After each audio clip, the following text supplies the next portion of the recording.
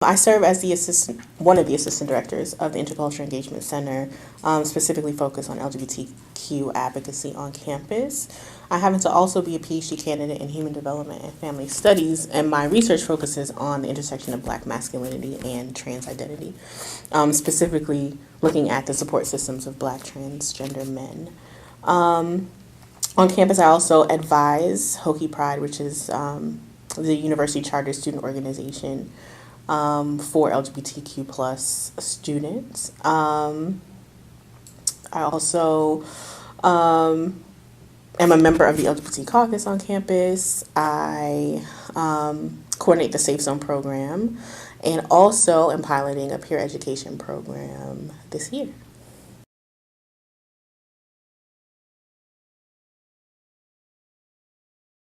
As I continued my graduate career, I entered into the mental health field, and so I got my master's in marriage and family therapy. And in that field, I was able to work with gender creative, gender expansive, trans, and non-binary people. So in the state of New York, and in a lot of states in this country, you have to see a therapist for a number of months before you can get a letter saying you're cleared to start gender affirmation procedures like hormone therapy or any surgeries associated with affirming someone's gender. And so I had the privilege of working with folks in Syracuse, New York, and being that therapist for them.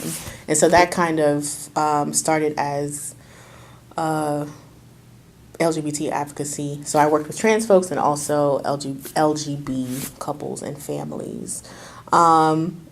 And also on Syracuse's campus, acted as a student leader in that capacity, which then led to trying to facilitate a more holistic approach to advocating for LGBT folks, especially on a campus. And so as a student, a queer student myself, as someone who learned a lot about the mental health disparity in the LGBTQ community, and also finishing my PhD and learning about how to think critically about the society at large and how LGBT folk fit into a society that's essentially not made for them.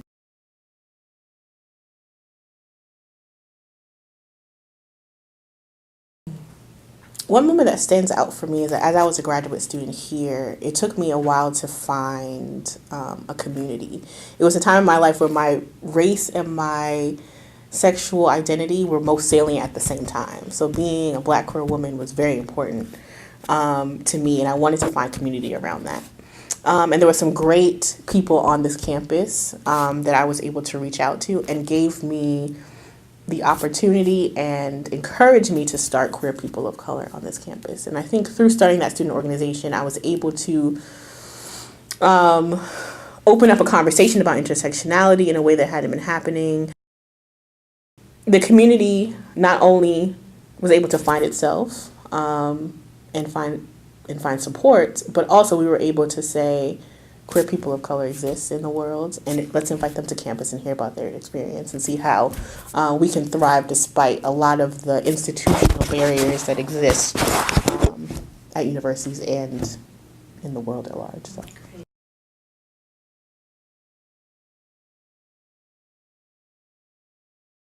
Gender identity is definitely not covered in a lot of non-discrimination policy in the workplace, and so there are a lot of questions that I come across where people in the Safe Zone program will say, well, there's somebody in my office that's transitioning. I don't even know what pronouns to use. When do I use someone's name, their chosen names? How do I even engage in conversation? How do I walk past the trans person in the restroom?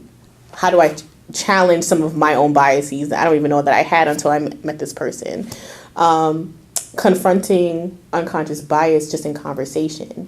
A lot of LGBT folk may say that their workplace is not inclusive in terms of policy. They work around some pretty friendly people, but they still feel a lack of comfort. So overhearing people talk about LGBT issues, over lunch, and they might not be directing their comments towards a specific person or to your experience, but it's still something that's marginalizing or triggering for them. So awareness in the sense of understanding the society we live in, understand how our policies are not necessarily made for LGBT people all the time, knowing that people being out is risky in some situations in terms of losing their job, knowing that healthcare is important for people who either want to transition, have children within a same-sex relationship.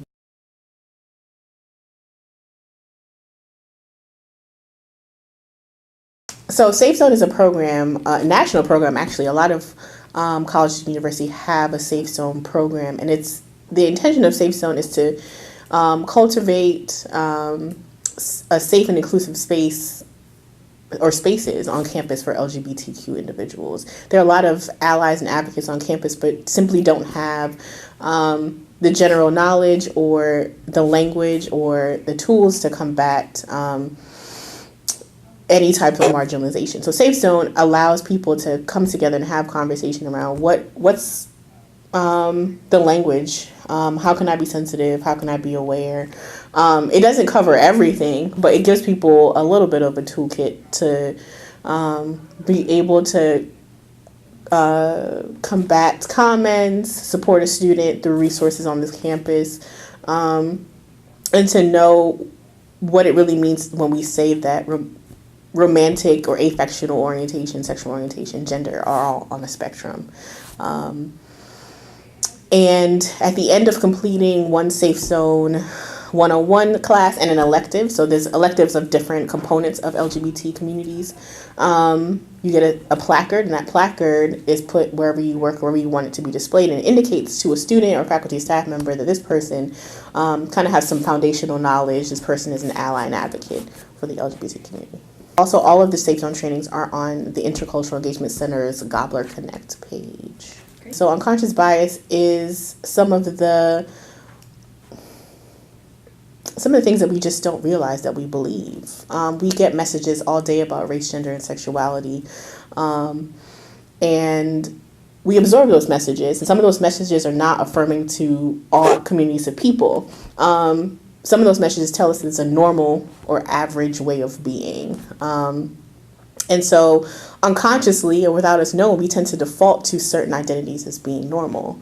So if we think about a white heterosexual man might be the default of normal for some people, and anything beyond that, we may unintentionally deem deviant or abnormal. And so unconscious bias in terms of LGBTQ people is that all people are heterosexual. So Safe Zone and other programs on campus try to get us to think beyond the binaries of man, woman, beyond the binary of gay and straight even, and allow us to really unpack where are these messages coming from, why do we get uncomfortable around certain issues and identities. And so unconscious bias is just, I have some beliefs that I don't really know that I have, and I have some ideas that I think are right and wrong, and I might express them in ways that I don't even realize that I'm expressing them. Yes, so cisgender means that someone who is assigned a sex at birth, male or female, identifies with the aligning gender identity, man or woman. So we're all assigned a sex at birth based on our genitalia. But one of the basic fundamentals of gender or human sexuality is that our gender identity and our assigned sex at birth don't always align. So cis meaning, the root of the word meaning on the same side of, is those who identify in terms of gender but the same sex they were assigned at birth. I identify as a woman and I was assigned female at birth. Trans meaning across, so transgender, across genders, is someone whose sex assigned at birth does not align with the gender identity that they feel are. Yeah. Queer is a reclaimed identity. It was originally pejorative and used as an act of violence against people's identity, but has been reclaimed. Some people use it as an umbrella term for the entire LGBT community.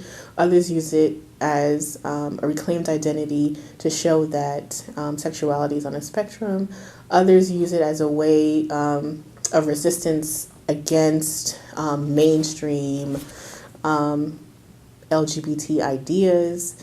Queer is essentially queer. It is everything and nothing and can be fluid and allows people the opportunity to to express themselves wherever they fall on a spectrum of anything.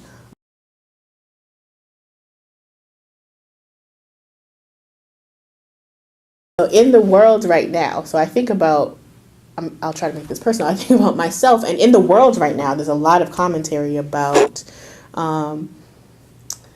lesbian gay rights.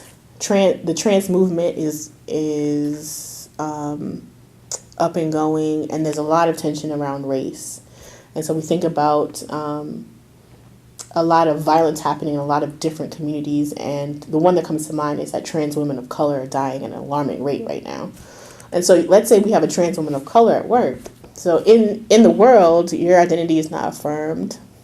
Your community is essentially not valued at an institutional level, and then you come to work and a microaggression could be you're not allowed to use a certain bathroom, or someone will mention something about your appearance, or will make an offhand comment about an aspect of your identity that you hold dear, and they might not even think about it. And so I think understanding, again, our unconscious bias and how that shows up in language, not using inclusive language at work, and also realizing that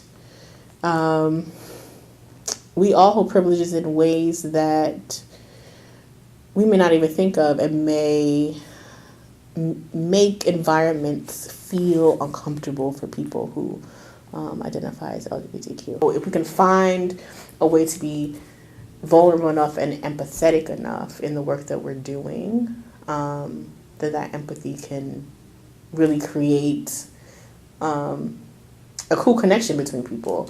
And so that can break down some discomfort. I also want people to allow themselves to be imperfect. I think in Safe Zone, I see people struggling with terminology or saying they don't know the lingo or they can't keep up.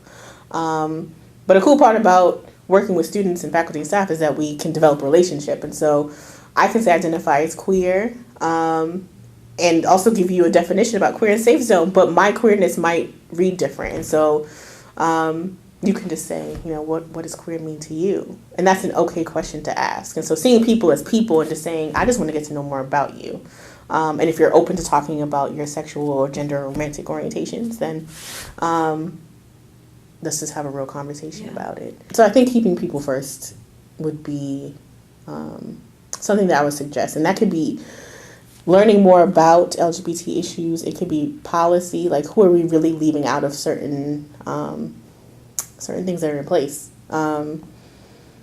If we think about, if we use the perspective of people first and also who are we not thinking about, I think that could lead to a lot of cool change.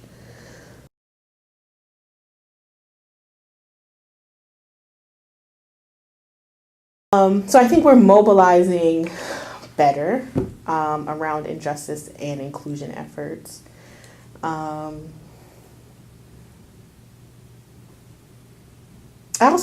think people are now more curious. I think that I've seen a lot more conversation over the past 2 years about LGBT issues at work, within my work, from different kinds of people than I did before. Usually it's kind of a preaching to the choir kind of experience, and now there's people like either a family member has come out, or I have a student in a class who asked about how they can use their chosen name on banner, or I've just been thinking about this because I saw that someone as famous as Caitlyn Jenner came out, so now I'm like, oh, this is in my face now. So I think a lot more people are curious and interested in kind of the diversity within human sexuality and how that affects things like partner benefits, how it affects health insurance, how it affects the little things that we don't think of in the workplace. So yeah, I think that's working well.